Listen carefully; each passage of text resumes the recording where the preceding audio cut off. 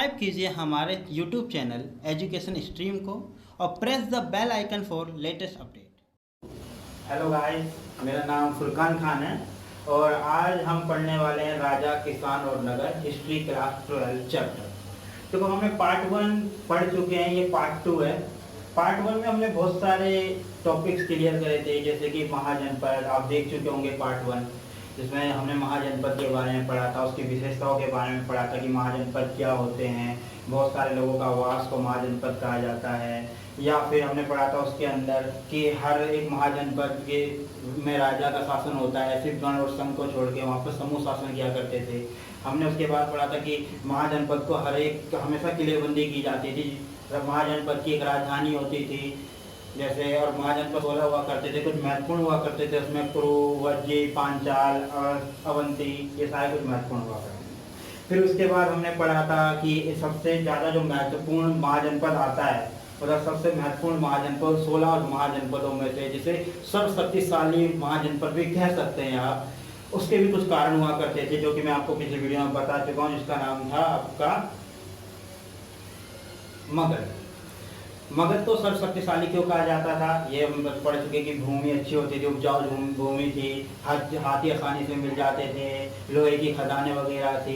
फिर हमने ये भी पढ़ा था उसके बाद, जैसे जैसे मगध का विस्तार होता चला गया, मगध का विकास होता चला गया, वैसे वैसे मौर्य साम्राज्य भी आपका विकास होता चला गया। मौर्य साम्राज्य के संस्थापक बने आपके चंद्रगुप्त मौर्य, अशोक उनके पौत्र थे, ठीक है। तो उसके बाद हमने इस चैप्टर में इतना कुछ पढ़ लिया था, तो उसके आगे की कहानी हम पढ़ते हैं। ठीक है, हमने पढ़ा कि किस प्रकार महाजनपद आगे बढ़ रहा है या मौर्य साम्राज्य आगे बढ़ रहा है, किसी का राजा का शासन है। अब होता यह है कि जनता हमेशा किसी शासन से खुश नहीं हो सकती, राजा के अंदर कुछ ना कुछ कमियां तो मिलेगी, या राजा उस कमियों को देख नहीं पाता है।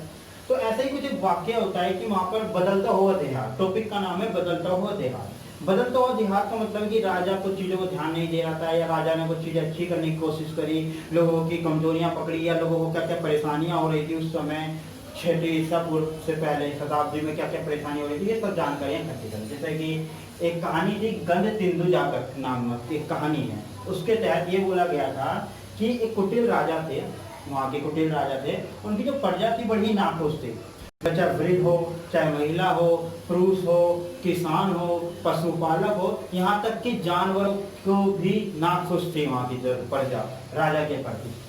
क्यों नाखुश थी? तो होता है ना कि राजा को तो नहीं पता होता है कि मेरी प्रजा नाखुश है, लेकिन थोड़ा बहुत तो ध्यान रहता है कि मेरे प्रजा में क्या चल रहा है, क्या आनाकानी चल रही है, मतलब कानाफूसी चल रही है, ये सब ध्यान में रहता है। तो राजा ने क्या करा, अपना वेशभूषा बदलकर सोचा एक बार मैं जनता के बीच में चला जाता हूँ, कि जनता के बीच में जान के देखूँ तो कि राजा की छवि कैसी है। ये टॉपिक आप राजा की छवि के अनुसार भी डाल सकते हैं, इसका नाम बदलते अध्याय के अंदर। तो राजा की छवि किस प्रकार की थी, तो उसने क्या करा, अपनी वेशभूषा बदली और चला गया अपने राज्य के अंदर, मतलब लोगों से मिला। अब लोगों ने अपनी अपनी परेशानियां बताई, जैसा कि फिल्मों में भी होता है, जैसे कि आपने रामायण में भी देखा था, राम भी वेशभूषा बदल कर गए थे अपना गांव के अंदर, फिर उन लोगों को पता लगा कि गांव वाले क्या सोच रहे हैं सीता के बारे में, तो ऐसे ही सबको पता लगता है। तो ये राजा जब गया तो इसको भी पता लगा कि लोगों ने अपना परेशानियों का पिटारा खोलने लग गए, अलग अलग बातें करने लग गए, जिससे पूछा कि राजा के बारे में कि अच्छा ये राजा कैसा है तुम्हारा, उसके बारे में बताओ। राजा ने पूछा वेशभूषा बदल कर, तो लोगों ने अपनी अपनी कमजोरियां बताई कि देखो क्या होता है, रात में डकैत आक्रमण कर देते हैं हमारे ऊपर, तो दिन में कर वसूलने वाले अधिकारी आ जाते हैं, हमारा जीवन तहस नहस हो चुका है, रात में भी जीवित नहीं रहते हैं हम, रात में डकैत का हमला हो जाता है तो हम डर जाते हैं, दिन में आपके राजा के अधिकारी हैं वो आते हैं हमसे कर वसूलते हैं, दोनों में कोई फर्क नहीं है, हम लूट ही रहे हैं। तो इसी वजह से कई लोगों ने जान बचाने के लिए जंगलों में जाने लगे, गाँवों को छोड़कर, कि गाँव में कुछ नहीं रखा, जंगल में रहेंगे तो थोड़ा सेफ रहेंगे। और राजा भी अपने राजकोष भरने के लिए कर की बड़ी बड़ी मांगी करता था, क्योंकि उसे अपना राज्य चलाना था। तो और ये किसान वगैरह सिर्फ खेती से, क्योंकि उस समय उपज बढ़ाने के कोई तरीके थे नहीं, हल वगैरह थे नहीं, खेती नॉर्मल तरीके से होती थी, तो खेती से राजकोष कैसे बढ़ सकते हैं, मतलब कितना कर दे सकता है कोई किसान वगैरह। तो किसान बहुत ज्यादा तंग आ चुका था।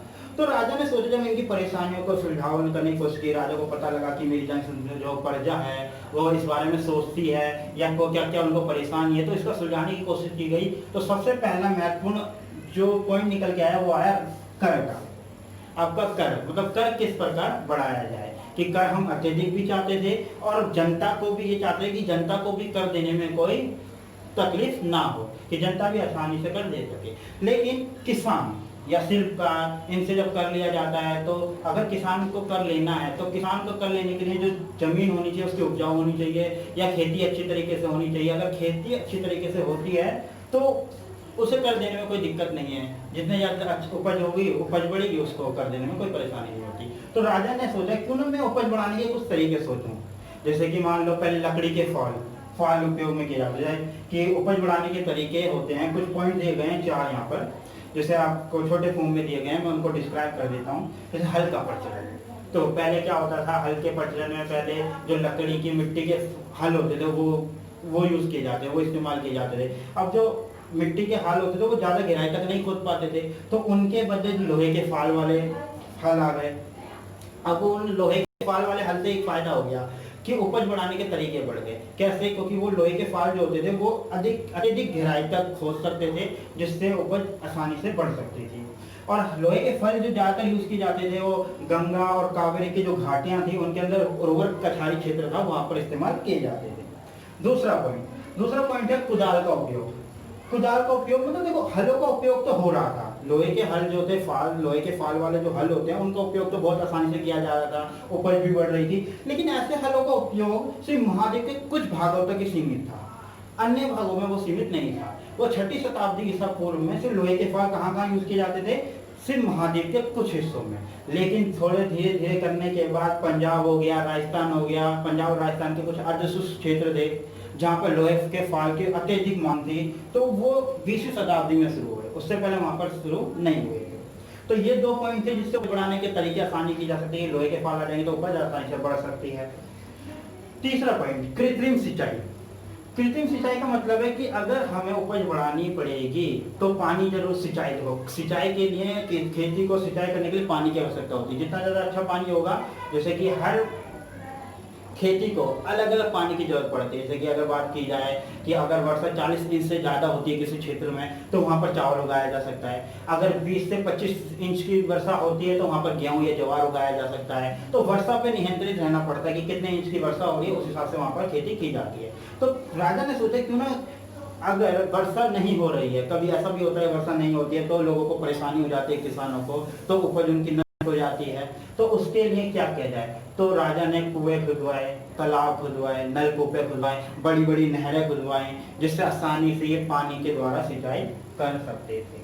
तो ये था आपका कुछ उपज बढ़ाने के तरीके, जिसमें हल प्रचलन है, लोहे के फाल वाले हल है, गंगा कावेरी घाटियों में जो यूज किए जाते थे, कुदाल का उपयोग है, महाद्वीप के कुछ हिस्सों तक सीमित था, लेकिन बाद में पंजाब अर्धशुष्क में 20वीं शताब्दी में स्टार्ट हो गया। 6वीं शताब्दी में जब ये लोहे के फल स्टार्ट हुए थे तो सिर्फ महाद्वीप में यूज किए जाते थे, इस्तेमाल किए जाते थे। जिसमें कृत्रिम सिंचाई है, जिसमें कुएं, तालाब और नहरें वगैरह बनाने की कोशिश की गई।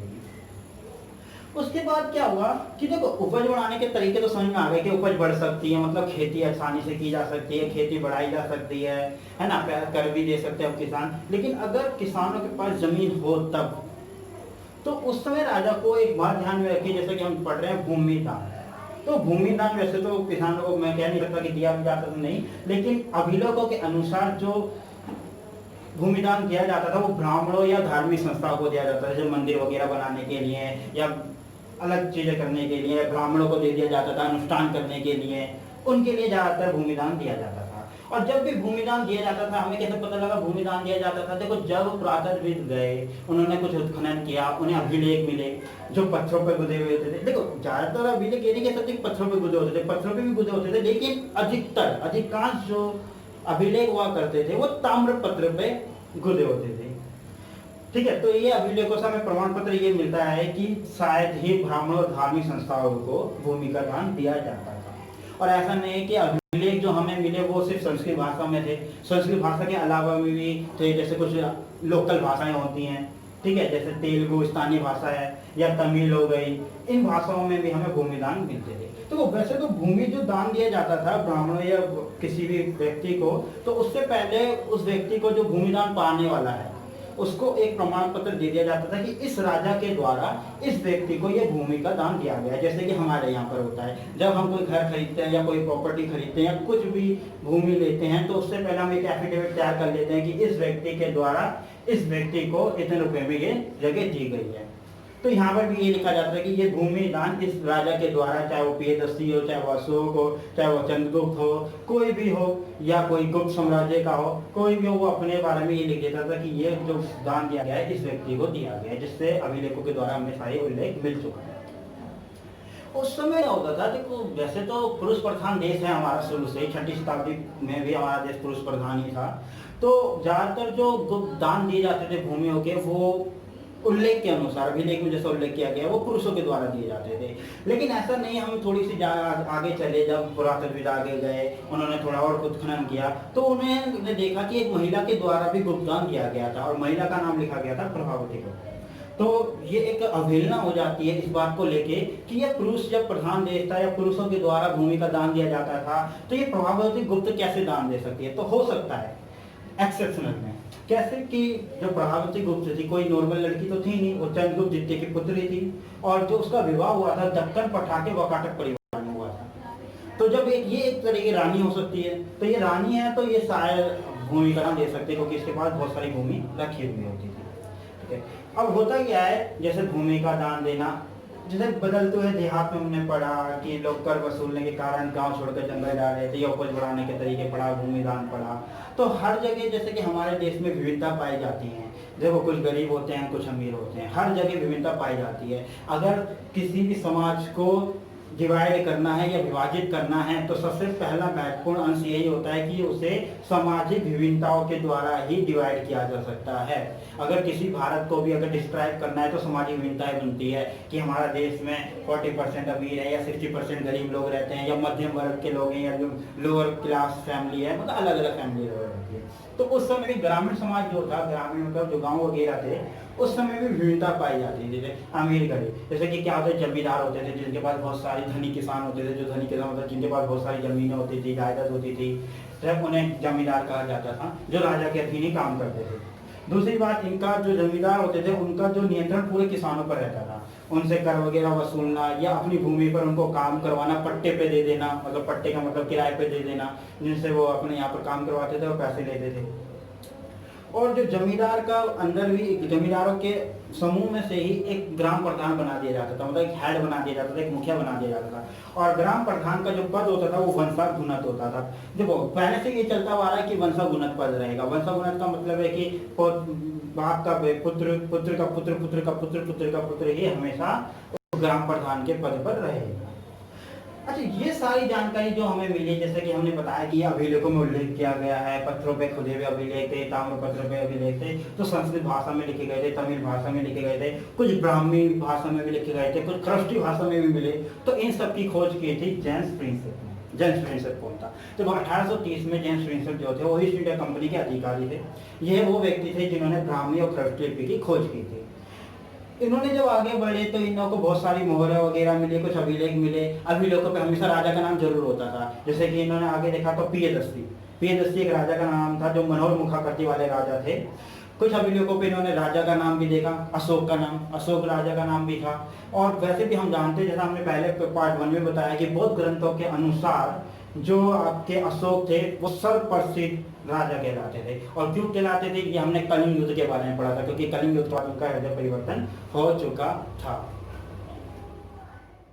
हाँ, तो हम अब तक पढ़ चुके हैं, धरात के बारे में पढ़ा हमने, उपज बढ़ाने के तरीके पढ़ा, राजा की छवि क्या थी लोगों के मन में, बहुत कुछ हम पढ़ चुके हैं। उसके बाद हमने पढ़ा भूमिदान के बारे में कि भूमिदान दिया जाता था अभिलेखों के द्वारा, ताम्रपत्रों के द्वारा खुदे हुए होते थे उसके ऊपर। फिर हमने जेम्स प्रिंसेप और प्रियदर्शी के बारे में पढ़ा। अच्छा, तो आगे हम पढ़ते हैं नगर और व्यापार के बारे में। देखो, जब जैसे जैसे उपज बढ़ाने के तरीके बढ़ रहे हैं, जनसंख्या बढ़ेगी, तो नगरों का विस्तार होना अपने आप हो जाएगा, नए नगर बनेंगे। तो उसी समय में क्या हुआ, 6वीं शताब्दी ईसा पूर्व नए नगरों का विकास होना स्टार्ट हो गया था। मतलब नए नए नगर, नई जनसंख्या, जैसे जनसंख्या बढ़ती चली गई, नए नए नगर बनते हुए चले गए। होता ये है कि अगर देखा जाए तो अगर हमारे एरिया की बात की जाए तो पहले हमारे एरिया में कुछ नहीं था, जंगल हुआ करते थे। फिर धीरे धीरे जनसंख्या बढ़ती चली गई, लोगों ने घर बनाते चले गए। पहले बड़े बड़े जगह खाली होती थी, फिर धीरे धीरे हम कंजस्टेड होते गए और छोटे स्तर पर आके सिमट गए। तो उस समय भी ऐसे ही होता था, 6ठी शताब्दी ईसा पूर्व से पहले जितनी जनसंख्या थी उसकी अपेक्षा बहुत जगह थी, फिर जैसे जैसे जनसंख्या बढ़ती चली गई तो नगरों का स्थापना होती रह गई। अब नगर ऐसा नहीं होता था उस समय कि जहाँ मन मिला वहीं पर घर बना दिया, या जहाँ मिले वहीं पे सारे 10 500 400 500 लोग मिले और एक गांव बसाया, नगर बन गया, बस हो गया। ऐसा नहीं हुआ करता था। नगर बनाने के लिए बहुत कुछ समझा जाता था कि कहाँ नगर स्थापित करना है। जैसे कि अगर मैं बोलूँ आपको एक दुकान खोलनी है आपको, तो ऐसा नहीं है कि आप गए बोला अच्छा कितने लाख की, 5 लाख, ठीक है यहीं खोल देंगे, जहाँ मर्जी खोल देंगे, चलो गली में खोल लेते हैं। तो गली में कोई दुकान नहीं चलेगी। दुकान चलाने के लिए आपको एक ऐसा एरिया चाहिए जहां पर लोगों की आवाजाही हो, जहां पर आप आसानी से काम कर सकें, जहां पर लोगों को दिखे आपकी दुकान। तो ऐसी नगरों की भी स्थापना वहीं की जा सकती थी जहां पर आसानी से आवाजाही हो सके, लोगों की जरूरत चीजें, अपनी जरूरतमंद चीज जितनी भी होती है, जितनी भी आवश्यकता उन्हें रोज की जरूरत की, वो आसानी से उन्हें प्राप्त हो सके। तो इसलिए नगरों का जब भी विस्थापन किया जाता था, स्थापना की जाती थी, वो ज्यादातर सभी नगर जो होते थे संचार मार्गों के तट पर होते थे। संचार मार्ग का मतलब होता है कि जहां ऐसे मार्ग जहां से एक दूसरे से प्रति संचार किया जा सकता है, चाहे वो आवाजाही का हो या कोई वस्तु का हो। जैसे अगर बात की जाए पाटलिपुत्र, जैसे पाटलिपुत्र जो मुगल के अंदर पढ़ा हमने, जैसे पाटलिपुत्र जैसे कुछ नगर हुआ करते थे, बड़े बड़े नगर नदी के मार्ग पर स्थित थे। नदी के मार्ग पर इसलिए क्योंकि वो एरिया ठंडा होता था और नदी के द्वारा नदियों के पास से आवाजाही करना बहुत आसान होता था, पानी की जरूरत मिल जाती थी, ठीक है। या उज्जैन जैसे नगर बात की जाए तो भूतल मार्गों के किनारे बसे हुए थे। या मथुरा जैसे की बात की जाए तो मथुरा जैसे कि मथुरा का मतलब है व्यवसायिक, सांस्कृतिक, राजनीतिक गतिविधियों के केंद्र हुआ करते थे उस समय। जैसे कि मुंबई की बात करें, कलकत्ता की बात करें या मद्रास की बात करें, जैसे ईस्ट इंडिया कंपनी आई तो ईस्ट इंडिया कंपनी ने बंगाल के ऊपर या सबसे पहले जहां जहां कब्जा किया तो पहले उसने राजनीतिक गतिविधियां बनाई, अपनी सांस्कृतिक गतिविधियां बनाई, व्यवसायिक गतिविधियां बनाई। तो व्यवसायिक गतिविधियों के लिए ईस्ट इंडिया कंपनी ने मद्रास, मुंबई और बंगाल इन पे कब्जा रखा गया, क्योंकि यहाँ पर नदियां पास में हुआ करती थी, नील की खेती अच्छी हुआ करती थी। कलकत्ता को भी इन्होंने अपना अहम मुख्य केंद्र माना था उसमें गतिविधि के लिए। तो ऐसी 6ठी शताब्दी पूर्व में भी ऐसा ही कुछ होता था कि मथुरा जैसे जो बड़े इलाके हुआ करते, शहर जो हुआ करते थे, जो अपनी दृष्टि से, उनकी दृष्टि से जो बहुत आगे थे, बड़े हुए क्षेत्र, जैसे मोहनजोदारो था, हड़प्पा सभ्यता थी, उनकी दृष्टि से आगे थे ये क्षेत्र। ऐसी मथुरा जैसे शहर में व्यवसायिक और सांस्कृतिक राजनीतिक गतिविधियों का केंद्र मानते थे। फिर पुरातन और आगे चलते रहे, क्योंकि नॉलेज लेने के लिए कि क्या क्या हुआ करते थे वहाँ पे, तो खुदाई करते चले गए वो। तो खुदाई करते करते देखा जैसे जैसे नगरों में ये खुदाई करते थे, जो नए नगर बने थे वहाँ पर खुदाई करते वक्त बहुत सारे पुरावशेष मिले। मतलब कटोरियाँ मिली, थालियाँ मिली, चमकदार थालियाँ मिली, और हमेशा इन थालियों के ऊपर कुछ कोने कोने पे या कुछ चमकदार कलई चढ़ी होती थी, या कुछ नक्काशी वगैरह कह सकते हैं, नक्काशी की जाती है जो कि शिल्पकारों के दौरान की जाती थी, जो शिल्पकार करते थे अपना नक्काशी। लेकिन ये उस समय ना बहुत महंगे हुआ करते थे, इन्हें उत्तरी कृष्ण मार्जित पात्र कहा जाता था। इन खिलौनों को या इन जब पात्रों को क्या कहा जाता था, उत्तरी कृष्ण मार्जित। और ये थोड़े महंगे हुआ करते थे या इन पर नक्काशी अच्छी हुआ करती थी, ये कह सकते हैं शायद ये अमीरों के द्वारा उपयोग किए जाते होंगे। और इसी के साथ साथ जैसे सब प्राचीन आगे उत्खनन करते चले गए, उन्हें सोना मिला, चांदी मिले, कांसे मिले, हाथी के दांत मिले, शीशे मिले, हथियार मिले, बर्तन मिले और शिप मिले। बहुत सारी वस्तुएं उनको प्राप्त होती चली गई, जिसके द्वारा ये बता सकते हैं कि नगरों में किस प्रकार से आवाजाही हो रही थी या व्यापार वगैरह हो रहा था। और जाहिर सी बात है कि सोने के सिक्के मिले, कांसे मिले या हाथी के दांत मिले, तो ये बेचने के लिए होता था। तो नए नगर, ये कह सकते हैं हम कि नए नगर जैसे जैसे बढ़ते चले गए वैसे वैसे व्यापार भी आगे बढ़ता हुआ चला गया। तो नगर क्या करते होंगे, व्यापार करते होंगे, एक नगर दूसरे नगर के साथ व्यापार करते होंगे, क्योंकि हमें सिक्के मिले जिनपे राजाओं के नाम वगैरह होते थे। दूसरा, जैसे हम आगे बढ़ते चले गए तो एक ये बोला जा सकता है कि नगरों में जब भी कुछ कार्य किया जाता था तो उनके नाम लिखे जाते थे। नगरों में धोबी हुआ करते थे, लिपिक हुआ करते थे, बुनकर, बढ़ई, कुम्हार, स्वर्णकार, मतलब अलग अलग लोग हुआ करते थे। और एक श्रेणी हुआ करती थी उस समय नगर में, जो उत्पादक और व्यापारियों के संघ को, मतलब एक समूह को, जो उत्पादक होते हैं या व्यापारी होते हैं उनके समूह को एक श्रेणी कहा जाता था। अच्छा, इनका काम क्या होता था नगरों में? का काम होता है, श्रेणी क्या करते थे, कच्चा माल लेके आते थे। जैसे कि हमने हड़प्पा सभ्यता में पढ़ा था, जो शंख वगैरह मिलते थे बालाकोट से, नागेश्वर से, वो लेके आते थे बैलगाड़ियों में। तो उस समय भी ऐसे हुआ करता था। ये व्यापारी क्या करते थे, कच्चा माल लेके आते थे और उसको अधिक वस्तु में बदल कर, कन्वर्ट करके उसे बाजारों में बेच दिया करते थे। तो उस समय ऐसा कुछ हुआ करता था। तो जैसा कि मैं बताया कि ये नगरों तक सीमित नहीं था व्यापार। जैसा हमने पढ़ा कि कहाँ से चांदी वगैरह मिले तो जाहिर सी बात है व्यापार करते होंगे, तो व्यापार तो नगरों में करते होंगे नहीं, नगरों के अलावा भी उपमहाद्वीप में तो करते ही थे, उपमहाद्वीप के बाद भी उसके बाहर भी ये व्यापार किया करते थे। अब बाहर कैसे व्यापार किया करते थे, अब बाहर जाने के लिए नदी मार्गों भूमार्गों दोनों का मार्ग इस्तेमाल करते थे।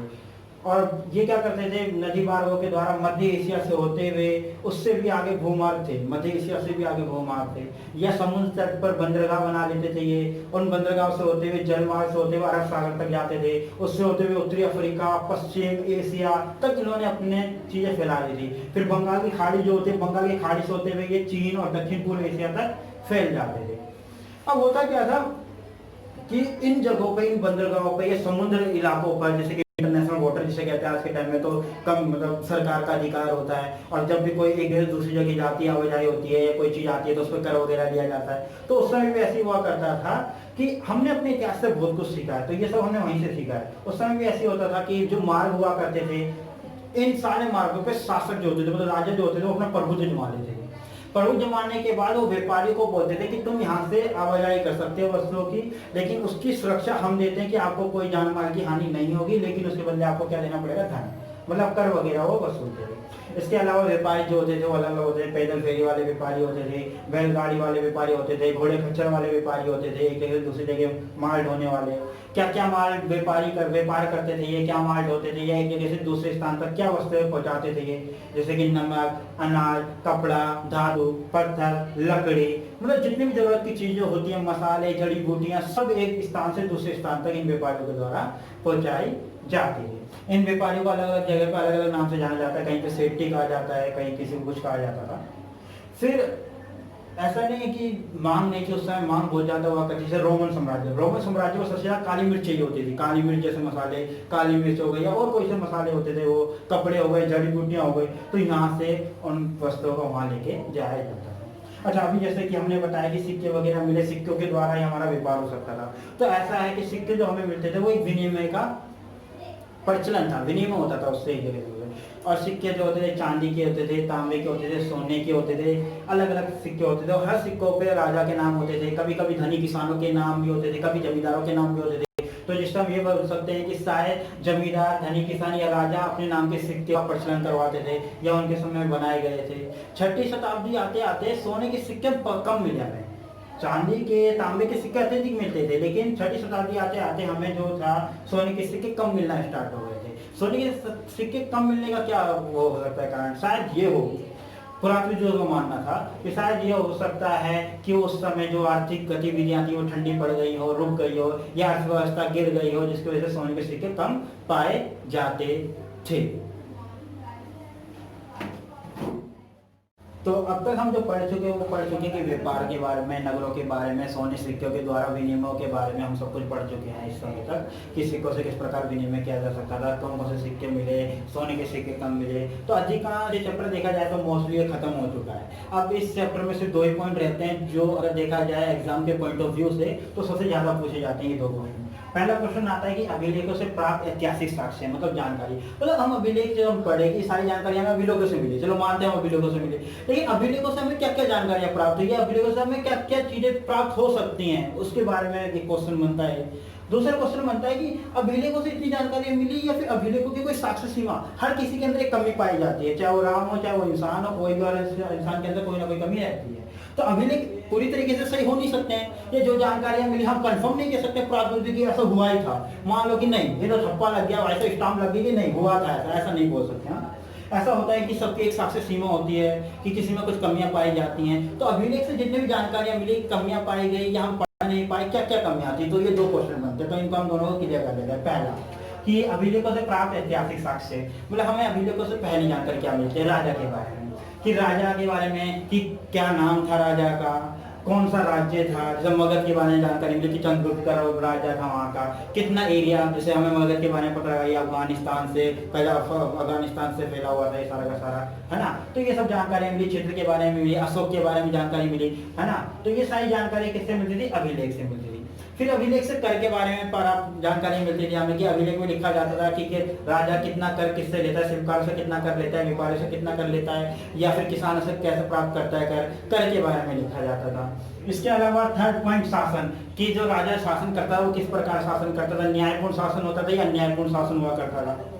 अगर आप तिथि के बारे में नॉलेज, सबसे महत्वपूर्ण बात यह कि अभिलेखों से हमें उस समय जानकारी, उस समय की तिथि के बारे में वर्णित काल पता लगता है कि किस समय की ये बात की जा रही है, या अभिलेख से हमें युद्ध के काल के बारे में पता लग जाता था कि किस समय युद्ध किया गया, जैसे कि ये युद्ध के बारे में पता चल जाता था, जैसे कि कलिंग युद्ध हुआ, अशोक ने कलिंग युद्ध किया उड़ीसा के अंदर, उसके बाद उसका हृदय परिवर्तन हुआ तो कब हुआ, 6वीं शताब्दी में हमने पढ़ा था, हलों का प्रचलन स्टार्ट हो गया था, लोहे के फाल, ये हमने पढ़ा है ना। इसके बाद हमने पढ़ा कि अरसुस आगे जो पंजाब और राजस्थान के थे आपके, उसमें 20वीं शताब्दी के बाद आपका हल प्रचलन शुरू हुआ। तो ये सब तिथियां के बारे में हमें इसके बारे में जानकारी मिलती है। इसके अलावा राजाओं के नाम, कि प्रियदर्शी, अशोक, चंद्रगुप्त मौर्य, उनके बारे में जानकारी प्राप्त होना कि अशोक हृदयपूर्ण व्यक्ति था, कैसा था अशोक का चरित्र, अच्छा था नहीं अच्छा था, अशोक को सर्वप्रसिद्ध शासक कहा जाता था, ये बौद्ध ग्रंथों के अनुसार प्राप्त हमें अभिलेखों के द्वारा मिला है। इसके अलावा सामाजिक वर्गों की जानकारी मिलती थी कि शासक होते थे, सामाजिक वर्ग में बुनकर होते थे,